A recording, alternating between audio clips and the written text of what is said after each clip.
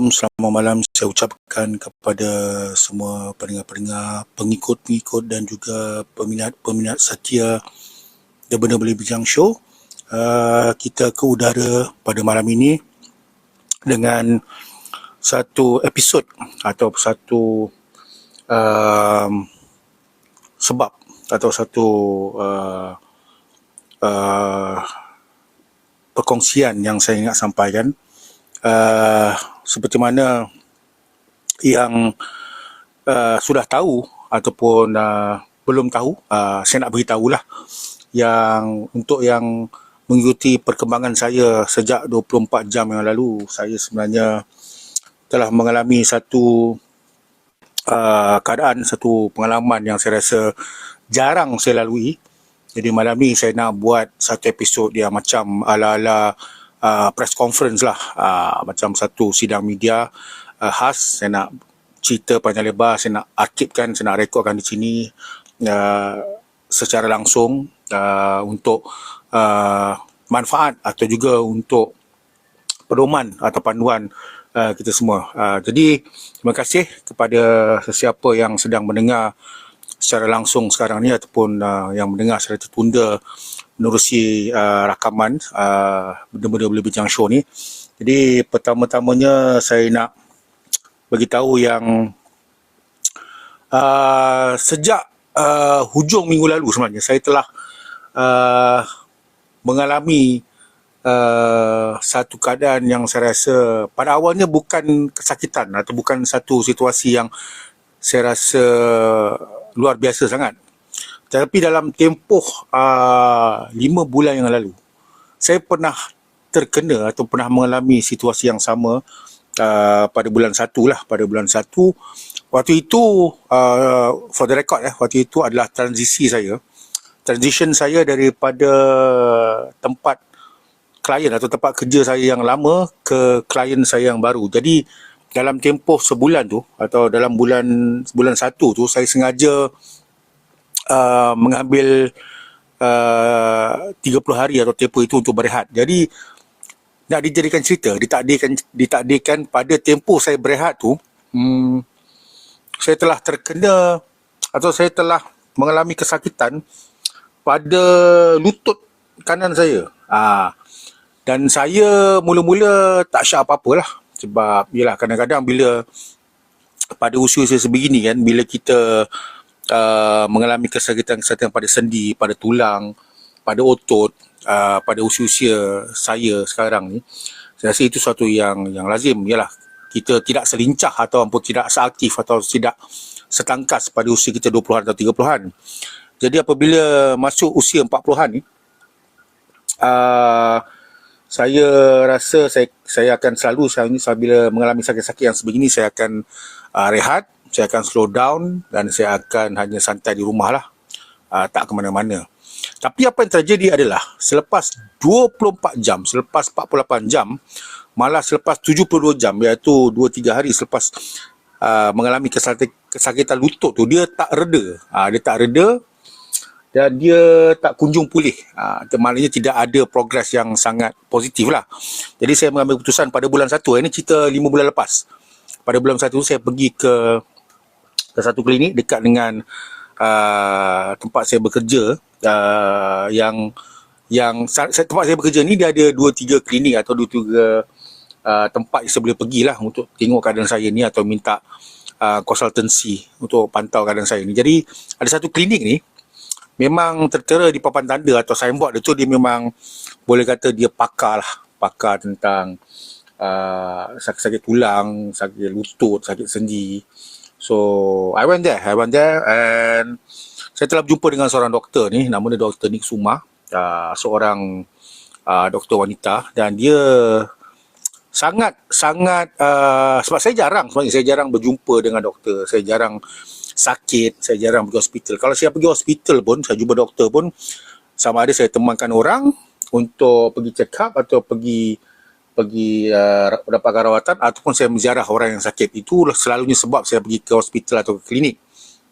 Tapi ini bila saya sendiri pergi sana, saya tak tahulah macam mana perasaannya, saya tak tahu macam mana rasanya untuk berada di tempat orang yang sakit tu, sebab saya memang jarang berjumpa doktor. Kalau saya sakit pun, paling tidak pun saya demam ke, atau saya sakit-sakit sendi atau sakit lutut macam biasa tu, dalam tempoh 24 jam saya okey. Tapi bila dah jadi macam ni, dah 3 hari tak kunjung polis, siapa pergi. So bila dia cek-cek, dia syak mula-mula gout. Ini bukan satu cerita baru, sebab kawan-kawan saya, orang yang rapat dengan saya, adik-beradik saya, keluarga saya kadang-kadang berseluruh atau bergurau yang saya ada gout. Tapi sebenarnya tanda-tanda gout tu dia jelas.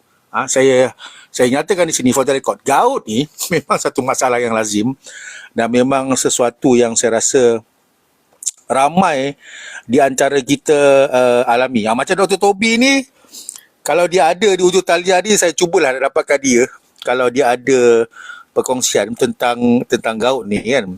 Tapi itulah, kadang-kadang gout ni ada orang salah erti, ada orang salah faham, yang mana kalau sakit lutut sikit, sakit sendi sikit, confirm gout. Tak, gout ni dia ada spesifik dia ada spesifik dia ada dia punya simptom-simptom tertentu.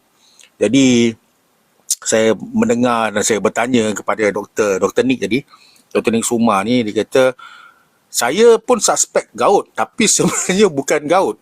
Sebab kalau gout, awak tak mampu untuk berjalan jumpa saya, awak tak ada kekuatan untuk berjumpa saya, dan awak tak ada pun rasa kan ada kadang-kadang bila gout ni dia friction atau dia punya rasa menyucuk macam mana kristal dalam kaki tu kan. Jadi saya tak ada simptom tu. Jadi long story short, saya pun pergi mendapatkan suntikan lah, jab. Saya dapatkan jab daripada doktor tu. Mula-mula dia bagi option sama ada saya nak something very standard, not so light, tapi very standard, yang mana that painkiller of a jab tu dia boleh saya buat rasa kebal dalam tempoh beberapa jam lah, which I chose that one lah. Saya pilih yang itu dan efektif betul. Ataupun dia kata kalau dalam tempoh 24 jam lepas saya terima jab tu masih lagi sama, dia akan bagi a stronger dosage atau stronger option, which is of course ramai orang tahu adalah steroid.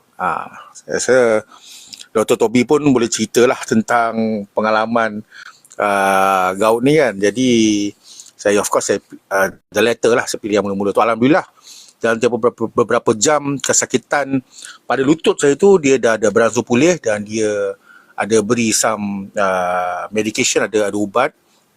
Of course antara ubat-ubat tu adalah painkiller, ubat-ubat sakit tulang, sakit lutut dan sebagainya, dan alhamdulillah. So at that time saya lupa nak tanya sebab how effective the visit was dengan doktor. Saya lupa nak tanya tentang diet, apa dia makanan ataupun makanan. Tapi saya dapat beberapa input sebelum tu lah. Sebenarnya kalau jadi sakit macam gout atau sakit lutut atau sakit sendi atau sakit tulang atau sakit otot ni, minuman manis ke ataupun because saya suka kan kadang-kadang ambil minuman manis sebab saya banyak burn energy, dan apa saja bentuk tenaga ni sebenarnya tidak efek sangat. Jadi apabila saya bertukar-tukar maklumat, saya rasa jawapan ni pun macam biasa juga, just take your daily intake of food, banyak makan sayur, buah dan sebagainya, dan kita pun tahulah benda tu lah. So hi Dr. Toby. Dr. Toby ni saya cuba nak bawa dia naik ke atas, tak boleh pula, tak tahu kenapa. Tak apa, nanti kalau saya jumpa jalan lah, saya jumpa cara macam mana nak bawa Dr. Toby ni, saya bawa dia naik lah. Sebab penting juga saya dapat input daripada Dr. Toby ni. And then a few weeks, I think, no, a few weeks, 2 weeks, ada gap 2 weeks ke 1 week lepas saya pergi jumpa Dr. Sukma tu, Dr. Nick Sukma tu, which is I am very thankful of. Kalau dia sedang mendengar sekarang ni atau kemudian masih siaran rakaman nanti, saya nak ucapkan terima kasih. Maybe within that 1 or 2 weeks after visit dekat Dr. Sukma tu, saya pergi medical check up. Dekat Glen Mary. Saya rasa medical check up kat Glen Mary ni ramai orang tahu, dia popular juga lah. Nama tempat tu BP kan. Sebab nak masuk tempat kerja baru ni, nak masuk tempat klien baru ni, antara kriteria ataupun syarat dia, condition dia adalah kena buat medical check up.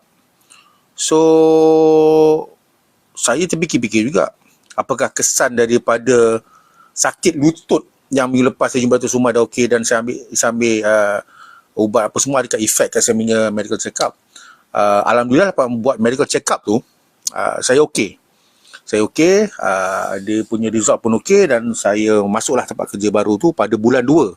Okay, so the first part of the story berlaku pada bulan 1 yang mana saya mengalami sakit lutut. Okay, the second part of the story adalah lepas tu saya pergi medical check up, an official medical check up after like I don't know so many years. Saya pergi buat blood test apa semua kan, buat urine apa semua, alhamdulillah okey. Dr. Toby Fadil Zubir, hello Al-Fadil. Dr. Toby, macam mana saya nak bawa orang naik Gout singkatan daripada geng orang apa ni? Uric acid tinggi. Wow. Banyak buat research awak 2-3 pejak dia.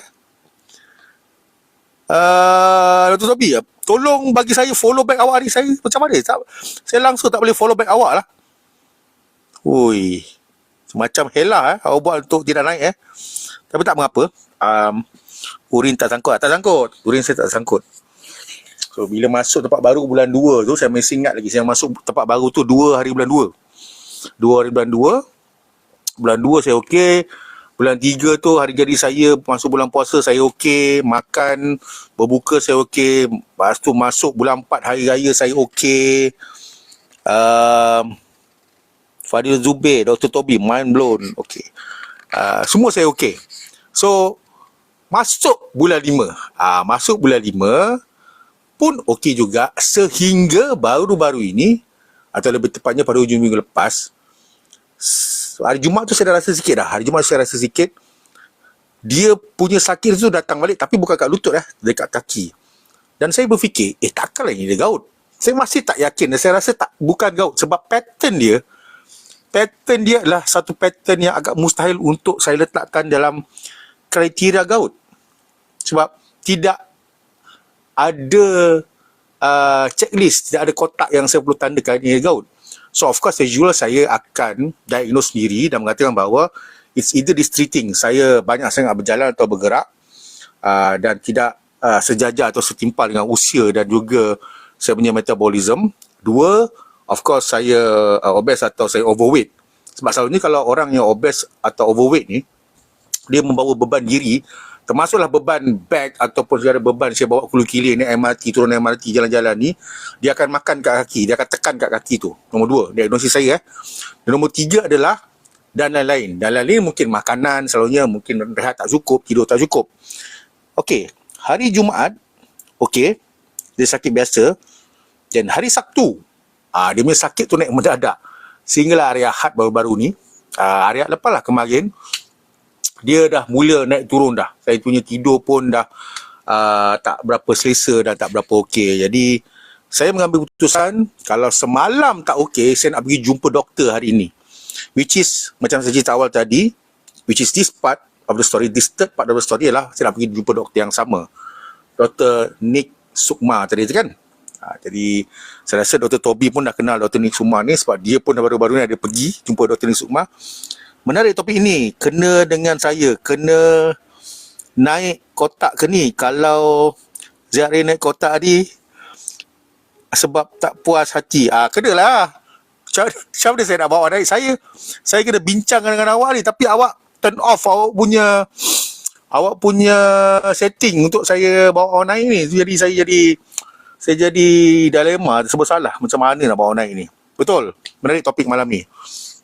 So cerita dia, saya bercakap dengan diri sendirilah, saya berniat, saya kata kalau dalam tempoh 24 jam since malam masih lagi tak okey, hari ni siang tadilah, hari ni saya nak pergi jumpa doktor.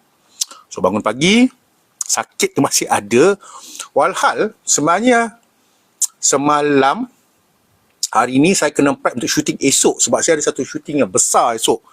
Saya tak boleh dedahkan syuting apa, saya ada satu syuting yang besar,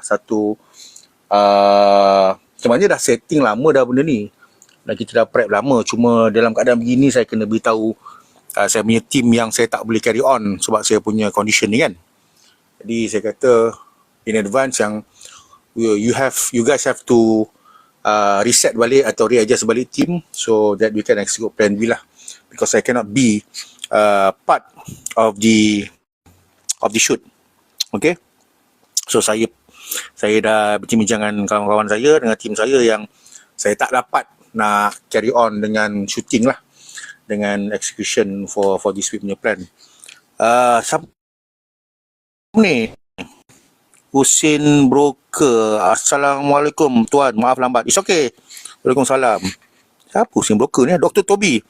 Sebentar saya cuba mengubah sesuatu di setting untuk cuba ni. Kau tak okey? Baik. InsyaAllah. Terima kasih siapa yang mendengar malam ni. Ramai pula yang mendengar malam ni. Alhamdulillah. Jadi dalam tengah hari tadi, masih dekat pukul 12, saya pergi jumpa Dr. Nick Suma. Walaupun sebenarnya ada banyak option, tapi saya dah pernah pergi jumpa dia sebelum ni. Masih bulan 1 hari tu saya pun decide untuk pergi jumpa dia. Husin Broker. Bagaimana dengan satu kesihatan tuan? Recovering well. Ini tengah cerita lah ni. Tengah cerita bagaimana atau what is my progress, Husin Broker. Siapa Husin Broker ni? Ni siapa nak naik, tolong ni. Tolong angkat tangan supaya saya boleh bawa naik sama-sama saya cerita ni tentang status kesihatan saya ataupun saya punya condition saya sekarang ni. Okey, di mana saya tadi? Okey, saya pergi berjumpa dengan Dr. Nick Sukma dekat klinik Sukma ni, yang saya acknowledge atau iktiraf expert lah, atau memang terror lah bila datang keadaan saya macam yang saya rasa bulan 1 ni. Saya pergi jumpa dia. Alhamdulillah, dia ingat lagi saya. Dia tanya macam mana lutut. Saya kata okey, tapi I come to see you this time around bukan sebab lutut, sebab dia dah berpindah ke kaki kiri pula. Saya cakap kat dia, oh iya ke? Tapi bukan gout kan? Dia pula tanya saya, bukan gout. I'm not sure lah, doktor. Saya nak admit gout pun saya serba salah, dia bukan gout. And then dia borak-borak dengan saya, dan saya pun explain the situation macam mana. Saya explain dengan awak semua yang ada kat sini, yang mendengar sejak tadi macam mana condition saya exactly daripada A to Z, satu persatu saya check, saya semak balik dengan doktor. Doktor masih lagi tak yakin dengan keadaan ataupun dengan situasi yang mengatakan dia gout, dan she reminds me again yang it's either, macam saya kata tadi, it's either saya banyak sangat menggunakan kaki, atau saya tidak menggunakan step yang sesuai ke apa ke. Dia cerita kat saya tadi, and then food intake, and then what else, tidur, rehat, ada makan ubat tak sebelum ni. So we kind of have a more in-depth ataupun a more prolonged conversation compared to the one yang kita pernah borakkan pada bulan 1 lah. Jadi bila borak-borak tu, akulah satu lagi cerita ni pun saya tak sangka, dan juga mungkin sangka dalam masa yang sama, mengatakan, you nak buat blood test tak? You nak cek darah tak? Dia kata cek darah. Saya kata tapi hari tu bulan 2 saya dah pergi medical check up, saya dah buat blood test dah, saya dah cek darah, semua okey. And then saya tanya sendiri, saya jawab sendiri, tapi doktor, kalau saya buat blood test atau saya buat medical check up bulan 1, kalau saya cuba compare dengan sekarang, kalau saya buat sekarang, ada beza tak? Dia kata ada banyak beza. Sebab the gap between bulan 1, bulan 2, bulan 3, bulan 4 dan sekarang bulan 5, tambah lagi dah lalu macam-macam kan. You dah puasa, you dah raya, you dah makan itu, makan ini, you dah buat itu, you dah buat ini. So in that time frame, anything could happen. Saya pun tanpa bicara panjang, tanpa cakap panjang, saya pun agree lah. Saya pun agree untuk buat blood test. Mula-mula saya ambil gambar pun tadi tak sempat. Siapa follow IG saya nampak lah gambar dia kan. Mula-mula dia jab dekat lengan kanan saya tau, lengan tangan kanan saya. Dia jab dekat lengan tangan kanan saya. Tapi masih dia tengah jab tu, dia tengah suntik, dia tengah tarik dia punya syringe tu kan, dia punya pecah gari tu kan. Doktor tu tanya saya, doktor ni tanya saya, awak belum sarapan lagi ya? Belum makan lagi ya? Saya kata, macam mana doktor tahu kan? Sebab darah awak ni pekat. Awak belum minum lagi kan? Saya cakap dengan dia, the only thing yang saya ambil doktor, since pagi tadi ialah air mineral je. Sebab lately memang, bila saya sakit ni, saya memang kurang selera makan sikit. Saya memang sangat-sangat sakit dan saya sikit makan. Okay. Even as we speak ni, saya tengah rendam kaki saya dengan ais ni. Saya tengah rendam kaki kiri saya dengan ais ni. Sebab dia punya sakit ni dia tenggelam timbul. Even though saya baru ambil ubat kan. So, back to the story tadi. Sebab you punya darah ni pekat. Dia tak fluid. Dia tak flow cantik. Okay. Jadi jari pula, jarum picagari, jarum syringe tadi tu dah masuk dah dekat saya punya kulit dengan daging lengan saya ni. Tapi disebabkan dia tak flow dengan cantik, doktor tanya saya, boleh tak saya jab sekali lagi tapi belah kiri pula. Saya tak ada option lain lah. Dia dah cucuk sebelah kanan, dia pula sebelah kiri. Fadil Zubir, kolesterol kot. Bukan, dia tak sebut pasal kolesterol tadi. Dia tak sebut langsung pasal kolesterol. Sebab kalau kolesterol dia ada cakap juga, dia tanya juga pada saya, ataupun borak juga pada saya tentang kolesterol, tapi tak ada borak pun pasal kolesterol, Fadil. Okey, Dr. Toby, Assalamualaikum. Selamat malam, Dr. Toby. Hello. Dr. Toby, ada boleh dengar suaranya di hujung talian? Boleh. Bagaimana keadaan awak berbanding keadaan saya pada malam ni? Kenapa? Saya tak nak gelak, tapi sebab awak gelak, saya pun tergelak lah. Jadi soalan saya berbunyi begitulah. Apa beza keadaan awak dengan keadaan saya sekarang ni?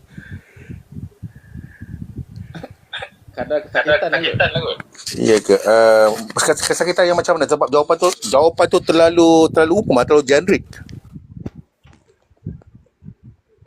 Kesakitan anda mungkin 80%. Kesakitan saya lebih kurang dalam 10% aja. Maknanya awak telah mengalami penyurutan atau kesurutan yang sangat mendadak di situ, Benar. Boleh tak kita umumkan atau kita dedahkan secara rasmi yang kita sama-sama menghadapi masalah yang hampir atau agak kurang sama, Dr. Toby? Itu kena tengok daripada ujian darah. Anda tak habis cerita pasal ujian darah anda tadi. Okey. Jadi anda tepuk, tadi anda cerita anda tepuk belah kiri 3 kali, lepas tu injek kan? awak tak payah tekan-tekan yang tepuk tu sebab orang agak saya ambil barang pula. Doktor tu tak tepuk pun sebenarnya. Saya tak sebut saya tepuk. Saya buat tepuk belah yang tadi belah kanan saya tepuk tu. Saya nak bubuh efek yang betul dia buat kat lengan tu je. Tak adalah doktor tu tepuk saya punya je. Sebab apa kedal doktor ni kan. Saya tepuk 3 kali. Banyak sangat tengok iklan. Okey. Tapi sebelum tu saya nak baca komen sikit daripada Fadil Zubir ni. Dua keadaan yang berbeza pada masa sama. Ya, betul. Jadi Dr. Toby dia cucuk saya punya lengan kiri. Kali ni alhamdulillah darah berjalan dengan lancar. Cuma dia agak pekat sebab saya belum sarapan dan belum minum dan belum mengambil apa-apa bentuk yalah, benda yang boleh melancarkan darah tu. Jadi doktor kata darah saya agak pekat. Tapi saya nak tanya pada awak, Dr. Toby, adakah awak juga melalui fasa yang sama, iaitu mengambil darah dan juga air kencing seperti saya tadi? Saya melalui fasa yang sama. Tapi saya tidak berpuasa. Tak berpuasa? Tidak berpuasa. Sama lah juga sebab dia tak suruh berpuasa, cuma darah tu susah nak keluar. Tapi ada ambil urin ke? Ada. Ada ambil. Sebab dalam package. Dia termasuk dalam package. Yelah, sebab rugi sebab bila saya lonjak kasih cerita dia. Bila saya dapat bil dia lepas selesai semua di kaunter, agak menakjubkan. Wah, awak pun tahu menakjubkan. Adakah bil awak juga menakjubkan? Menakjubkan. Jadi memandangkan keadaan yang luar biasa ni, apa dia? Di Kuala Pilah Ah, hampir bukan separuh tau. Berapa kalau tolak? Separuh lah. Separuh harga daripada di sana. awak kena ingat Ha. antara kriteria ataupun elemen-elemen atau unsur-unsur geopolitik ataupun geoekonomi di sana dan di sini. Di sana ada ni. Di sana ada pusat-pusat hiburan atau pusat-pusat massage seperti mana di sini. Ya, dek. Nampak? Bila ada tarikan-tarikan sedemikian, ada roundabout, ada traffic light, ada traffic jam, itu main peranan semua tu dari segi socio-ekonomi. Lagi satu awak kena ingat, Jadi harga separuh tu awak pergi klinik kesihatan ke klinik swasta? klinik swasta dan juga klinik farmasi Afro. Wow. Kenapa bayar Pak? Dan separuh harga daripada di sini. Separuh harga. Jadi itulah ceritanya jasanya Dr. Toby selepas menerima suntikan selepas cek darah, selepas urin, dia bagi saya satu jab di tempat yang sama dan alhamdulillah dalam tempoh 2-3 jam saya okey. Dan saya boleh kata surut lah, cuma walaupun ada kesakitan sikit. Dan itulah dia antara status terkini atau update tentang diri saya dalam tempoh 72 jam yang lalu yang saya rasa sangat perik dan sangat menyakitkan ya. Namun saya masih lagi keliru dan saya masih lagi dalam dilema. Kalau awak ditakdirkan seorang doktor dan awak lah doktor yang mengubat saya, adakah awak rasa ini gaut ataupun tidak untuk diri saya? Sebagai seorang pengamal perubatan yang tidak bertauliah, saya anda kena tengok hasil keputusan ujian darah tersebut. Bila ambil pagi tadi Tadi tengah hari. So, hari ni hari Selasa, Rabu, Khamis. Lebih kurang dalam hari Khamis anda akan perolehi maklumat tersebut. Ya. Macam anda bagaimana? Sama juga tempoh keputusan ujian darah tu 3 hari? Ya, dalam 3 hari bekerja. Okay, boleh kita ceritakan bagaimana hasil ataupun keputusan ujian tersebut? Ujian darah saya dalam keadaan yang biasa saja. Tetapi saya punya bacaan uric acid tu dia tidak tinggi. Tapi kalau kita tengok dia punya range, dia dekat itu dia akan ada range antara 0.3 atau 0.2 saya rasa kepada 0.55. Bacaan tu dalam bacaan apa tak nama dia saya dah lupa. Itu untuk uric acid itu uric acid.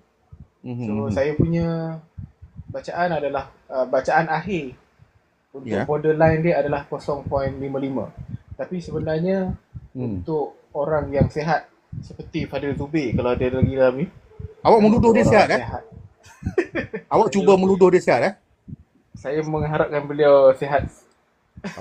Okey. So orang-orang sihat, orang yang tidak ada yang tidak geng seperti saya, ataupun kemungkinan anda, dia punya bacaan uric acid tu dia akan di bawah daripada 0.3. Maksudnya bawah 0.3 adalah normal, sihat dan standard lah. Bawah daripada 0.3 uric acid dia bermaksud dia punya keberangkalian untuk kena gout tu hampir tiada lah.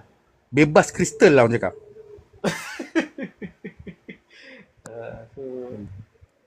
Begitu. So saya punya kalau lebih daripada 0.3 something, 0.4 tu dah tinggi tu.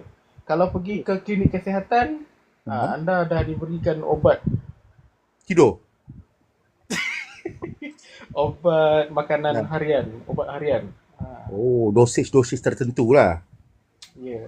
Kalau pergi klinik biasa, klinik Sukma, klinik doktor pelbagai jenis doktor lah kan. Doktor Awak struggle cari contoh doktor tadi tu. Itu, betul.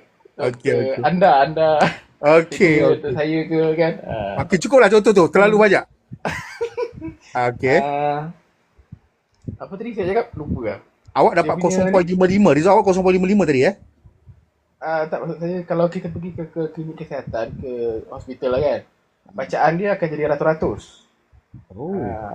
Ratus-ratus. Bacaan dia tu. Dia ada Hmm. bacaan dia, jenis bacaan. Kalau Hmm. di klinik swasta biasa, normally dia akan bacaan dia kosong. Dia bermula dengan kosong. So, Hmm. bacaan uric acid saya adalah 0.56. Kalau dikonvertkan kepada bacaan klinik kesihatan adalah 560. Itu Oh. sebenarnya sudah tinggi. Adakah itu di paras bahaya atau amaran Dia tsunami sebenarnya gitu? 0.56 ni sangat rendah. Oh, Tapi rendah. walaupun rendah, uh, tetap akan kena juga. Walaupun hanya satu mata saja berbeza. Oh, okey Bukan okey okey. bukan bola. Baru dah cakap. Ajak awal layak lah ni. Banyak awal layak lah ke pusingan seterusnya. Saya layak ke pusingan seterusnya Ah, daripada mata yang saya kumpulkan daripada beberapa bulan yang lepas. ah, Kan? ah. Akhirnya saya layak masuk ke geng orang uric acid tinggi. Arsenal lah. Orang cakap ada Arsenal lah. Okey, apa khabar? Okey, Assalamualaikum, selamat malam. Baik-baik. Jadi, kalau boleh saya tanya lagi 2-3 soalan, Dato' Tommy? Silakan. Okey, daripada tempoh awak mula disyaki untuk terkena gout, awak juga buat pengakuan berani pada malam ni. Tak ramai orang yang ada gout berani untuk buat pengakuan terbuka di TikTok Live ataupun di podcast seperti ini. Saya nak tanya, apakah Saya, langkah-langkah apa ni? Sorry? kerana saya telah masuk ke grup-grup gaut lah. Ya. Yang awak katakan grup GOUT tadi tu?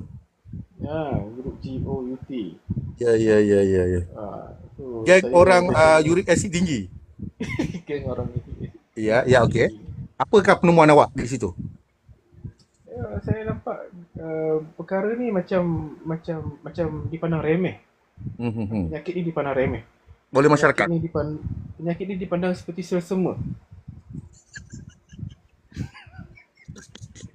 Tak pernah lagi orang bandingkan gout dengan sesama. Tapi yelah, sebab dia Sedangkan daripada remeh kan. Ha. dipandang remeh. Penyakit ni dipandang remeh kerana Kalau awak sebut bersih tadi saya boleh terima sebab bersih tu remeh. Tapi sesama tu kadang boleh mendatangkan perkara yang serius. Tapi bolehlah saya boleh terima sesama tadi. Okey. daripada selsema yang mana orang ingat makan ubat lebih kurang dalam sepapan 2 and then kita akan hidup seperti sedia kala. Sebenarnya Panadol lah Paracetamol. ha, Okey, okey. sedangkan penyakit ni sangat serius. Ya, ya, ya. Kalau orang yang kena dia sangat serius kerana Mhm. penyakit gout ni orang hanya akan sabitkan atas kesalahan memakan itu, memakan ini. Ya, ya, ya. Ah, tapi Namun, sebenarnya dia bukan sekadar makanan menjadi ya, ya. punca Awak untuk baca kesalahan. skrip ChatGPT ke tu? Sebab Saya ChatGPT tengok, punya skrip selalu ada sekadar-sekadar tu. saya lupa letak dash ni, dash panjang tu. Sebab awak ada agenda, ada pause kat situ.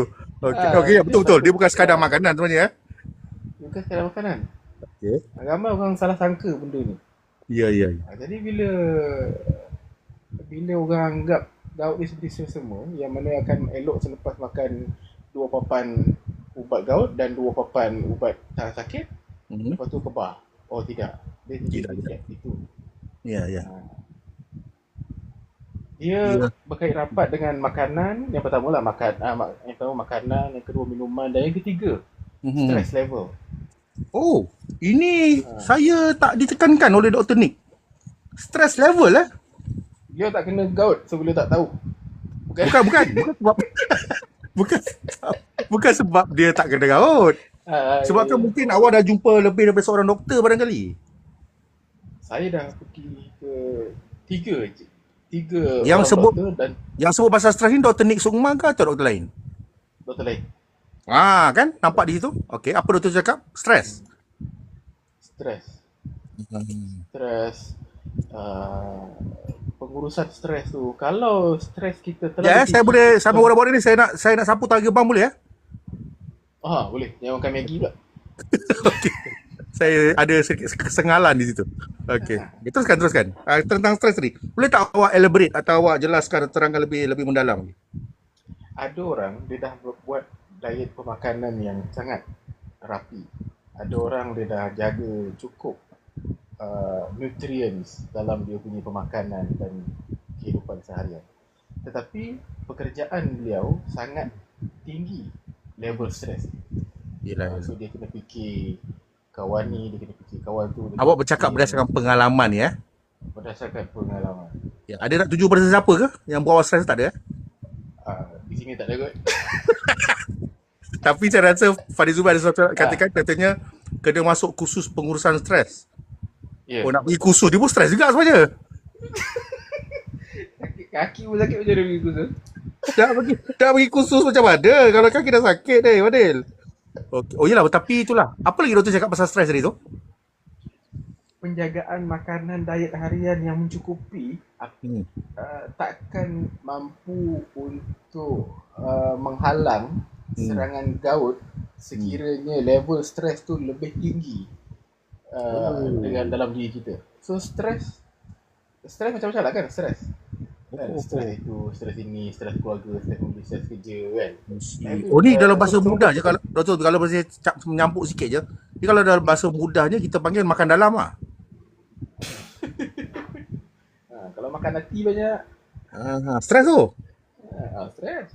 Ya. Kalau anda stres, dah jaga makan pun, gout tu selamba je attack. Oh, saya akui ya, saya terpaksa setuju dengan satu lagi punca kepada penyumbang gout ni, iaitu stres. Betul. Sebab saya pun ada stres. Semua saya jenis orang yang tak tunjukkan saya stres. Macam awak pun tak tunjukkan awak stres. Sebab saya rasa bila orang stres, dia ada dia punya channel atau ada saluran untuk melepaskan stres. Macam stres ni kalau tak dilepaskan, dia boleh menjadi gout Kalau orang tu dah ada uric acid yang tinggi dan memang dah sah kena gout, salah satu punca kena serangan adalah stres level yang sangat tinggi lah. Baik. Okay. Dan saya boleh katakan dengan selamat sini, awak juga sekali-sekala dilanda stres? Minggu ni agak stres sikit. Adakah kena mengena dengan bekalan itu dan ni yang di anu-anu kan? Ya, terpaksa pakai solar sekarang ni. Kebanyakan tempat kena pakai solar. Kena pakai generator sekarang ni. So agak stres juga. Boleh saya pinjam generator sebab saya macam awak tahu kan saya nak buat apa kan? So gout ni begitu. Saya salah seorang ahli lah dalam kumpulan geng GOUT ni. Ya. Walaupun saya dah kena selama sebulan. Kalau masuk bulan ni, dah sebulan saya kena. Dan saya rasa ini satu pengalaman yang baru untuk awak juga sebab sebelum ni awak makan pun bukan macam saya juga, main makan kan. Dan bila terkena memang satu pengalaman yang saya rasa agak baru juga Dr. Tobi. Betul. Yang paling kita kena cut terus adalah gula lah. Tapi Dr. Nick Sumar kata tak ada kena-mena dengan gula. Betul. Kerana saya punya blood test result, saya punya gula, saya tiada kencing manis, tiada pre-diabetes ke, pra-diabetes ke, tadika ke, tak ada. Okey. Tak ada langsung. Saya bacaan saya tu semuanya cantik belaka. Tetapi saya dilanda gout dan itu jugalah skrip yang digunakan oleh doktor tersebut. Dia mengatakan bahawa awak tak ada pre-diabetes tapi ataupun tiada diabetes jantung, kencing manis tiada, tapi awak kena gout. Ini mungkin suspeknya daripada makanan yang tinggi purin, kata dia. Tinggi purin yang ni apa? Pelbagai, terutamanya seafood lah. Tapi saya mana makan seafood. Saya tak makan seafood. Last saya makan ketam dengan sotong dengan udang pun rasanya dah bertahun lamanya kot. Masa dekat Mersing dulu. Nak buka cerita pun lama dah. Tak ada. Itu masa buka puasa tu tak ada Oh tak ada. Daging merah tak boleh. Daging merah tinggi purin. So kalau anda betul-betul disahkan kursus online kata daripada pengurusan stres ni ada kursus online. So kalau anda betul-betul result anda nanti anda punya uric acid tu tinggi, uh, memang boleh disahkan anda mendapat ni lah GOUT. Dan awak mengharap saya berdebar ke untuk 2 hari yang akan datang ke macam mana? Apa tips daripada awak? Sebab bila awak cerita macam tu, Apakah obat yang diberikan tadi? Apakah nama ubat tu? Okey, saya bacakan. Ada 3 jenis obat yang diberikan oleh Dr. Rik Suma. Yang pertama adalah ubat yang diberi nama colchicine. Bukan nama Cina colchicine. Ubat ni macam ubat gaut. Dia kata macam ubat gaut tapi bukan ubat gaut. Colchicine, dia suruh ambil 1 biji. Buat tak sakit lah. Lepas tu buat tak sakit kan? 4 jam sekali. Dia kata stop kalau kena cerit berit atau diarrhea. Okay, itu ubat yang pertama. Okay, ubat yang kedua ni apa ni? Colchicine. Radang. Betul Fadil. Oh, maknanya dia pun ada satu cerita nak disampaikan sekejap lagi ni. Ubat kedua ialah Celebrex. Celebrex ni agak popular lah. Saya pun pernah ambil Celebrex ni. Ini untuk tahan sakit lah. Tahan sakit. Pain relief orang cakap. Ini dia 2 kali sehari je. Dan yang terakhir sekali adalah ubat yang diberi jodol. Dexamethasone. Wah. Hati radang juga, inflammation. Ni ubat lazim lah orang cakap. Mungkin ubat-ubat ni diberikan sebelum saya mendapat result sebenar pada hari Jumaat nanti kot. Colchicine tu memang memang standard operation procedure lah kita kata. Ya, Kalau orang mengalami gout, memang ubat tu sentiasa ada dalam, kalau sikat dalam kocek belakang kan. Kalau orang gout, dalam kocek belakang dia ada ubat colchicine. Oh, maknanya doktor supplykan sana ni just standby je lah. Saya rasa colchicine tu awak kena makan 4 jam sekali kan.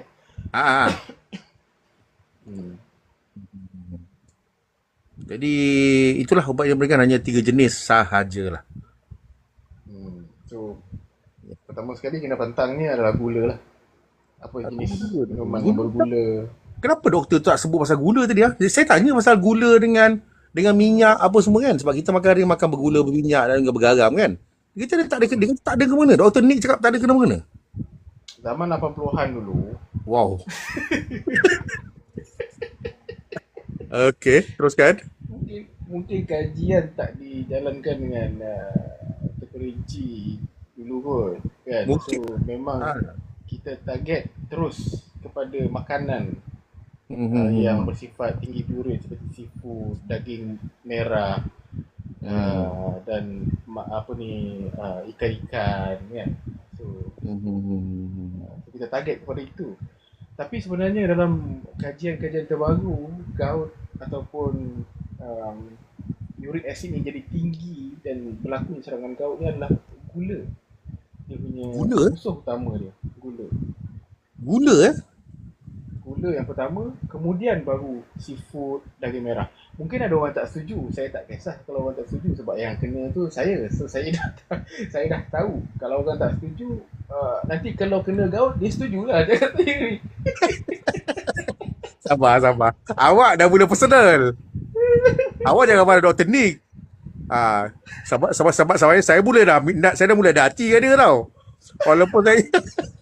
Walaupun saya jumpa dia 2 kali, saya dah mula ada hati kan dia.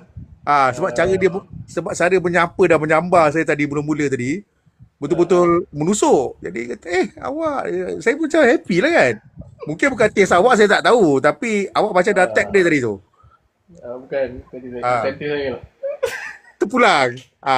Jangan jawab pasal perempuan pasal doktor kita gaduh, jangan. Jadi saya ambil note lah, saya take note.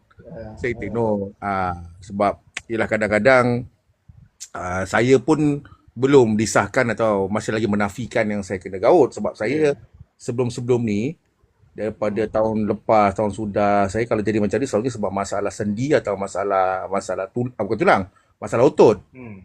Sebab saya pun bekas atlet, walaupun tahu kan saya bekas atlet kan. Saya mengalami masalah. Awak pun bekas pemain rugby sih, tak silap saya. Dan tahun 90 90. Tak berapa awak sebenarnya ni. Tadi 80-an, 90-an. Macam panjang sangat umur je. Jadi bila saya dulu aktif, saya sebagai atlet dan saya banyak menggunakan apa ni, anggota tubuh badan, bila saya dah kurang bersukan ni, dia dah mula ada side effect lah, apalagi bila kita banyak duduk kat office, kena aircon dan sebagainya. Jadi dia akan mendapat benda-benda macam tu lah, radang pada sendi dan pada otot. Jadi saya ingat ni mungkin sakit otot dan sendi, tapi itulah, bila dia dah mula mendekati ke dalam dunia gout tadi tu, atau kumpulan gout tu, saya pun kena bersiap siaga lah. Di mana kesakitan anda tu? Di bahagian mana kesakitan anda tu? Sekarang. Saya beritahu dalam tempoh 2 setahun 2 ni kan, dia punya kesakitan tu tidak ada jarak yang terlalu dekat. Jarak dia macam 5 bulan, 6 bulan. Satu. Okay. Nombor dua adalah dia tidak perlukan medication pun kalau kena sebelum ni. Dia macam sekarang ni di bahagian mana sakit? Sekarang macam hari tu kat lutut, betul tak? Saya cerita bulan 1, macam hari tu kat lutut kanan. Sekarang dia berada di kaki kiri saya. Yang itu memang kawasan favorite gout tu. Di bahagian mana? Di bahagian mana kaki kiri tu? Di bahagian ibu jari kaki dan sampai ke tumit. Adakah itu region ataupun adakah itu perimeter atau itu kawasan gout? Kalau ibu jari kaki tu di bahagian sendi, kalau anda nak gerakkan ibu jari tu sakit, itu ada possibility. Tapi kalau tumit tu tiada possibility. Okay. Itulah saya rasa ini masih lagi dalam diagnosis atau pemantauan Dr. Nick Sukma. Kerana dia akan menyerang, yang pertama yang gout ni dia akan menyerang sendi terlebih dahulu, dia takkan serang tumit. Betul. Straight. Betul. Dan itulah satu lagi menguatkan dalil saya. Kalau boleh saya guna perkataan dalil Boleh. Itu satu lagi dalil kuat mengatakan ini bukan ataupun simptom yang besar tentang gout. Jadi kita masih lagi dalam proses orang kata tu rundingan atau perdebatan, kalau boleh sebut perdebatan. Kita berdebat sedikit tadi Jadi saya rasa masih lagi open for discussion Dr. Toby. Ya, betul. Dan mungkin 2 soalan terakhir saya nak ajukan pada awak, Dr. Toby Kalau boleh kita tahu, sebab tadi soalan asal saya ada separuh sudah dijawab, separuh belum dijawab. Apakah awak punya food intake awak sekarang? Apakah diet awak, pemakanan awak dari hari sehari? Kalau boleh kita tahu, pagi, petang, siang, malam, apa menu makanan hidangan awak sejak mengalami situasi yang dialami? Food intake ni memang sangat sukar lah pada awalnya. Kerana kita pun tak tahu apa yang boleh dimakan. Apa yang tak boleh dimakan. Dan ini satu lagi yang jarang orang bagi tahu dalam arena pergautan ni. Awak agak gout ni satu sukan sebab arena tu sukan. Sukan gaut. Gaut ni bukan sukan gaut. Okey. Setiap orang tak sama. Jenis makanan yang mereka tak boleh makan dan boleh makan. Itu kata-kata yang sama Dr. Nick Sukma sebut tadi. Dia kata different person, different diagnosis, dia kata. Betul. Ada orang makan seafood, no problem. Saya ingat awak nak menyanyi tadi tu. Itu lirik lagu tadi tu. Ada orang makan macam-macam lagu tu. Okey, teruskan. Ada orang makan seafood, no problem. Ada orang makan seafood, dia attack. So macam saya, jadual harian saya lah, timetable saya lah. Pada pagi hari, saya akan mengambil telur lah. Telur rebus, kan. Telur kampung? Dengan telur biasa. Omega? Telur omega. Telur omega saja. Yang dibeli di kedai berdekatan seperti Speedmart, kedai Aceh dan sebagainya. Telur omega ke telur biasa? telur biasa. So saya akan ambil dalam 3 biji. 3 biji? 3 biji. Wah, kenapa? Selalunya orang makan 2 biji cukup. 2 biji kadang tak kenyang. Oh, ini sendiri punya sukatan lah. Sendiri punya nafsu lah. Kenapa telur ayam 3 biji? dia lebih mengenyangkan untuk Mhm. saya pada hari tersebut. Maksud saya kandungan yang terdapat pada telur ayam tadi tu. Saya tak dapat pastikan yang itu. Tapi baguslah untuk menambahbaikkan tahap kesihatan Dia tidak, kadar purin dia tidak tinggi kerana dalam semua makanan ada purin. Dia Purin bukan tu apa? sekadar Kalau mungkin orang tak pernah dengar atau nak tahu tentang purin tu apa? secara spesifik ni saya tak apa boleh cakap lah apa purin. Tapi kandungan lah, kandungan yang ada dalam makanan. Mhm. Yang ini saya rasa kena Google lah Mhm. Purin itu apa dalam apa ChatGPT ke Okay, tak apa, tak apa. Itu boleh semak sebentar lagi. Itu Okey. semua makanan ada purin, tetapi Ya. saya macam saya cuba untuk research makanan-makanan yang agak rendah kadar purinnya. Macam telur rebus, dia punya kadar purin tu agak agak agak rendah lah. Dia still Mhm. ada purin. Kalau saya makan, contohnya makan 10 biji terus, mungkin kena attack. Mungkin kena serangan tu. Tapi saya makan lebih kurang dalam 3 pada waktu pagi. Dan Ini baru-baru saya menjadi amalan lah. Sebelum-sebelum ni awak sarapan apa sebelum ni? ah sebelum ni sebelum ni saya cuba-cuba minum susu omega kononnya. Okey, okey. Dan saya habiskan saya punya 100 madani tu Asal lah dengan boros sangat awak dia. membeli susu omega yang berharga berapa ringgit tu Awak ingat? RM40 tu. Awak ingat Madani apa? Awak cakap tadi? Apa? Satu ringgit tu apa? Ah, yang madani punya Ah, sumbangan madani okey. tu. Bukan Budi nama dia. Sara, Sara. Sara, ya. Apa kat Sara RM100 tu back in setiap minggu.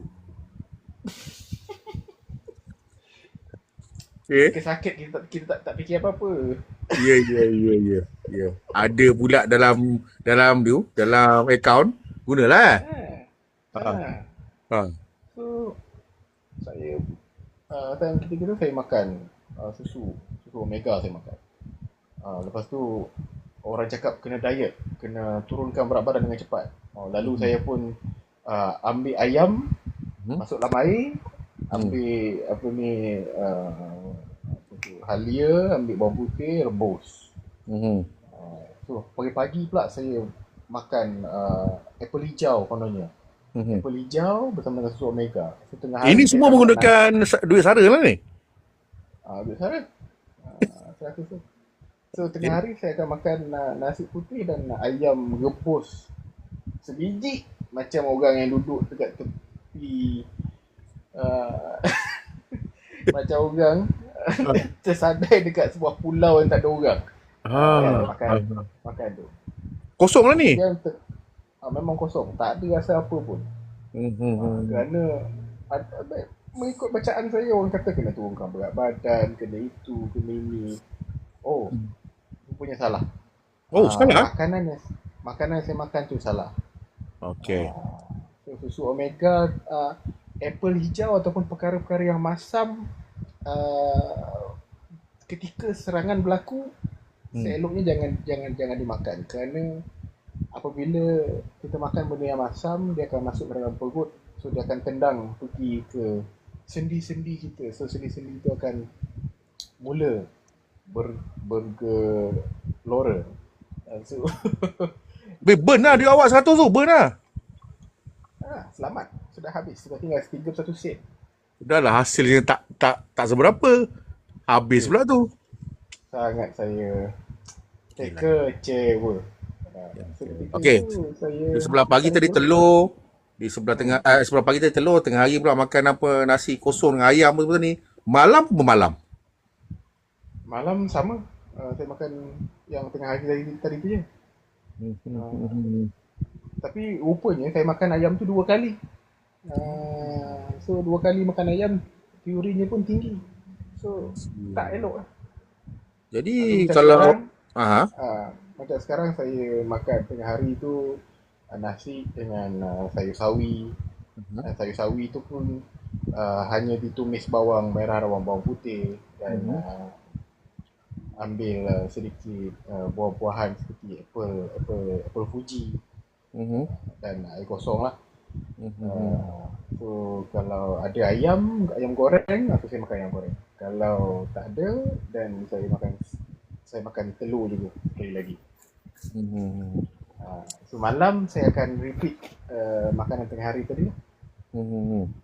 dengan kadar portion nasi yang suku lah kan, suku ataupun separuh lah, supaya Ini adalah saya kerana tidak nak mengurangkan kandungan kanji dalam tubuh badan awak ataupun memang portion untuk awak kurang atau cut karbo ataupun food intake. kerana saya makan nasi yang berasnya berharga uh, apa, kalau kita bayar zakat fitrah harga RM7 kan. So saya Ada makan boleh agak dah orang sebut pasal zakat ni. so, harga beras yang saya makan harga itu. So harga beras itu ada beras yang kita makan tu kan apa, untuk kandungan gula dia tinggi. So kalau kita ambil nasi yang banyak, Mhm. so sama juga macam kita minum air manis kan.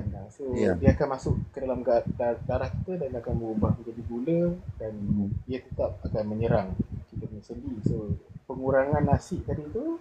Tapi kalau kita makan beras perang ataupun beras basmati yang mungkin harganya lebih tinggi, mungkin portion nasi tu mungkin boleh tambah sikit kot. Tapi tak sedap lah kan. Dan harga zakat pun berbeza di situ. Zakat fitrah betul Untuk untuk mengekalkan harga zakat saya pada tahun depan. Bye, Zul. Faham. Jadi saya makan beras import biasa, tapi saya kurangkan dia punya portion tu. Kalau dulu satu pinggan ni nasi saja. So sekarang ni saya cut. Saya cut dan saya akan lebihkan sayur sawi tu lah. Macam saya sayur sawi okey, tapi kalau sayur carrot apa, lobak merah tu, tak boleh. Awak tak makan Aduk. Awak tak makan ke macam mana? Saya dah cuba makan, tapi apabila saya makan berlaku serangan ke atas sendi saya. So macam anda boleh cuba. Kalau lain orang lain dia punya Betul. makanan yang boleh dihisap. Okey, sebelum saya buka soalan kepada para pendengar ataupun panel Dewan kita pada malam ni, Dewan kepada yang berada sedang mendengar ni, saya nak tanya awak soalan terakhir sebelum kita buka laluan kepada orang yang di luar atau di sini bertanya. Saya nak tanya, ada perubahan sejak awak menukar menu hidangan ataupun diet awak sejak pertama kali sampai sekarang? Ada perubahan pada sasiah rupa diri atau pada biologi diri awak? Saya ketika cuba buat diet sendiri, kononnya buat diet yang akan menurunkan berat badan saya daripada 100 kilo pergi terus 70 dalam masa 2 minggu. Saya amalkan diet tadi tu, apa ni, tak berlaku pun betul kan. So itulah, belum menampakkan lagi lah. Belum menampakkan lagi. So daripada 2 minggu pertama tu saya memang kesakitan tamat sangat. So habis 2 minggu pertama saya kembali semula ke doktor yang kedua. So doktor kedua memberikan saya obat lah. Obat yang lebih tinggi sedikit kehebatan dia daripada obat colchicine yang 0.6 mg tu. Dia boleh sebut, kalau saya tambah satu lagi perkataan, penangan dia tu lah tu. Penangan dia. Dia punya tendangan gitu. Sangat ampuh lah. So apabila saya dah makan obat yang ampuh tersebut, tak perlulah saya war-warkan di sini. Takut nanti ada orang pergi cari pula ubat tersebut. Kerana ubat tersebut dia atas prescription doktor lah. Dan ubat tersebut tak boleh dimakan sebarangan. Betul. Disebabkan saya dah 2 minggu kesakitan saya tidak reda langsung. Saya kembali semula saya pergi ke doktor yang kedua, dan doktor kedua tu memberikan obat ini, dan saya makan obat itu bersama dengan diet tu. Saya buang terus diet yang lama, saya mulakan diet yang baru, diet yang biasa, maksudnya makan seperti biasa, makan ada rasa, bila makan tu ada rasa kan, ada rasa masin, ada rasa pedas dan sebagainya. Barulah berkurangan sakit di kaki saya. Begitu. Dan itu adalah Tapi kesan ubat yang diberikan tadi itulah. kesan obat tu yang pertamanya memang kesan obat tu lah. Kesan obat tu saya makan satu kali sahaja. Hmm. Bukan satu kali, maksudnya satu hari tu saya makan. Daripada Hmm. pagi sampai malam saya makan. Besoknya tu, Hmm. oh, saya rasa saya boleh. Menebas. Seperti menebar rumput dan sebagainya. Saya boleh. Tapi itulah kesannya, kesan sampingan ni kita tak tahu. Mungkin saya umur 70 nanti baru kita nampak kesan sampingan Lama tu. lagi kot. Tapi 70 lama lagi lama kot. lagi kan. Lama lagi. Itu sebabkan kita masih di usia yang remaja lah kata orang. Hmm. Saya rasa awak berkata-kata ni ada kesan daripada ubat yang awak ambil ni. Sebab penggunaan kata-kata seperti remaja, kata orang dan sebagainya, itu kesan juga tu. Hmm. Kesan dia. So Hmm. sebabkan itu dan saya percayalah yang ubat tersebut ampuh. Tapi disebabkan saya tukar menu diet saya tu, so dia berkurangan lah sakit tersebut. Dia tidak reda. Kalau tak sebut saya reda atau tidak, dia tidak reda, tapi dia berkurangan. Ini orang kata tu dalam fasa atau proses pemulihan akhlak lah. Kemudian akhlak. Gaut. Jadi, Dr. Tobi, boleh kita buka laluan kepada para pendengar untuk mengajukan soalan sebarang dua? Kalau ada yang berani, Saya baru nak buka, dia dah keluar pula. Aduh, geram pula ni. Saya baru nak buka tadi. Dia dah keluar daripada ni. Mungkin beliau sudah pun hanyut ataupun lena di ulit intan atau dibuai oleh ngantuk yang menyapu di muka. Tapi tidak mengapa. Dr. Tobi, terima kasih saya ucapkan atas kesudian dan juga perkongsian yang awak berikan kepada saya dan juga kepada pendengar-pendengar kita sejak seawal siaran tadi. Cuma kalau ada satu dua lagi kenyataan atau soalan yang saya tanyakan, apa dia, ini soalan lazim lah, soalan orang kata tu klise juga.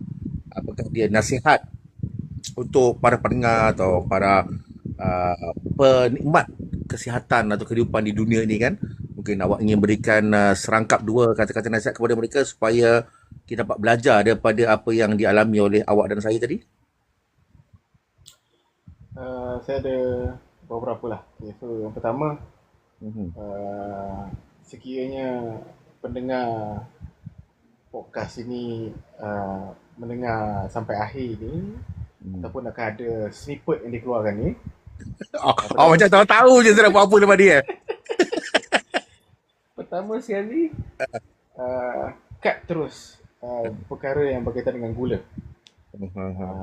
Minuman bergula, apa saja minuman bergula lah kan. Kalau yang tengah minum di kedai mamak tu, berhati-hati. Berhati-hati. Awak tadi masa tengah bercakap-cakap saya ada minum-minuman manis tadi tu. Macam tahu-tahu. Awak cakap pasal saya tu. Okey. So bermula pada sekarang, kurangkan atau kalau berani cut terus gula seperti saya. Berani tu macam cabar diri sendiri lah. Cabar diri sendiri. Sebab ada orang dia tak boleh tak minum apa ni, macam Nescafe Ice kan, kopi ais. Kalau tak minum dia pening kepala. Ada orang macam tu kan. So kalau berani cuba. Kalau tak berani kurangkan daripada Saya pantang dicabar. So gula yang pertama dikurangkan. Dalam apa saja ni lah. Dalam apa saja jenis makanan ataupun minuman lah. Kerana kesan sampingan dia bukan sahaja boleh merosak hati, merosak buah pinggang, tapi boleh merosakkan juga sendi-sendi. Yang keduanya, jangan tipu doktor. Apa sebab nak cuba tipu doktor pula? Awak tuduh saya tipu doktor ke macam mana? Saya tak faham. Bukan. Okey. Ada orang yang dapat gout ni, mereka tak percaya mereka dapat gout. Menafikan in denial lah ni. Menafikan. Jadi bila dia pergi jumpa doktor, dia pun cakap dengan doktor, malam tadi saya pergi makan-makan dengan family. Saya makan dekat ni, dekat satu restoran ni lah, dekat Kajang sana, kata dia. Tapi saya makan timun dengan bawang je. Tipu. Saya Tipu. makan timun Saya dengan tak kenal bawang. orang yang bercakap tu. Sampai saya dah dapat jelas dia sedang menipu. Lalu doktor saya sebut pun diagnose dia. Dia kata, oh, anda makan timun dengan bawang. Banyak ke memang kan? Banyak juga kata sebab macam sedap juga. Oh, saya rasa anda punya kesakitan ni sebabkan bawang. Padahal malam tadi dia dah balun 10 cucuk sate dekat tu. Ya, Dekat ya, kajang tu ya. sana. Mana orang pergi kajar makan sate nak makan timun dengan bawang aja. Kalau cakap timun dengan bawang, pergi pasar burung Selangor kat sini. Tak payah sampai ke kajang. Ah, Jangan menipu lah. Jangan tipu doktor. Kerana apabila anda tipu doktor, uh, apa yang doktor akan cuba sampaikan kepada anda tu mungkin tak tepat, ataupun apa yang doktor ataupun doktor yang cuba mengubat anda tu tak dapat berikan obat yang betul. Dia kata makan bawang kan. Bawang. So jangan tipu doktor lah. Yalah. Lebih baik. Doktor tu ada doktor kot. Ada gelar doktor kot. Takkan nak menipu doktor. Apa lagi Doktor Toby. Okay. Saya boleh selamatkan orang dalam PNG ataupun PDF je. Takkanlah PNG dengan PDF. Save as PNG, save as PDF. Okay. Ada lagi kot. Okay. Sangatlah. Kalau buka dekat tu macam sangat. Okay, faham. So, dua ni lah yang saya nak sampaikan dan nak pesan kepada masyarakat. Datuk, kesimpulannya ni di sini saya rasa semua orang pun tahu, cegah sebelum parah. Betul. So, kalau dah parah, jangan kata bil yang diterima menakjubkan. Mungkin susah nak cakap lah. Tak jumpa pula kata-kata. Satu lagi yang saya Okay. nak sampaikan. Kalau Kalau ada saudara mara yang dah kena gout, lepas tu dia cakap macam ni, cuba minum teh ni, cuba minum suplemen ni, cuba minum ini. Jangan ikut dulu 100%, sebab ini yang saya alami juga.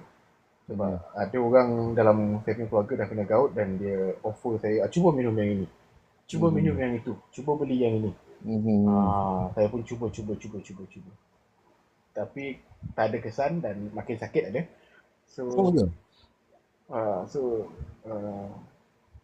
Petua ataupun apa-apa suplemen yang orang tu makan, anda kena tengok dulu.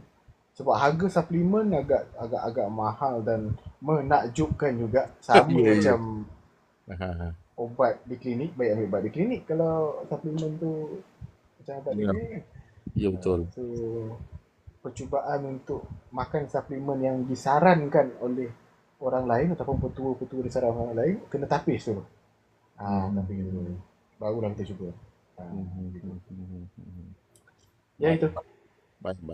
Saya take note dan juga saya ambil maklum tentang nasihat dan juga saran yang anda berikan tadi Dr. Toby. Cuma sebelum kita menutup tirai, saya juga nak mendoakanlah supaya awak beroleh kesembuhan. Dan saya tadi ada bertanya pada Dr. Nick Suma juga, apakah sakit gout, macam awak sakit gout kan, dia boleh sembuh 100%?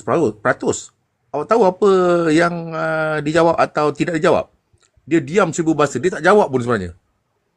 Saya boleh jawab. Okey, apa dia? Silakan. Gout tidak boleh disembuhkan, tapi dia boleh didiamkan. Risiko darah tinggi. Risiko darah tinggi ya. Dia tetap ada lah. Dia tetap akan ada di satu level tu, tapi kita boleh senyapkan dia. Dia tak boleh reversible. Reversible lah nama dia. Ya. Kalau serius kan. So kita tak boleh nak reverse. Tak nak kena, tak boleh. Tapi kita boleh hanya boleh diamkan dulu. Kalau kita cuba-cuba nak melanggar pantang, makan yang tidak kan, dia akan selamba je naik semula. Ya. Dan juga adik awak setuju kalau saya katakan, sebab saya pernah dengar juga kata-kata daripada orang yang mengidap gout ataupun daripada doktor sendiri, yang gout ni pun ada level-level dia juga. Saya tak pernah dengar, saya belum dapat lagi research yang ni.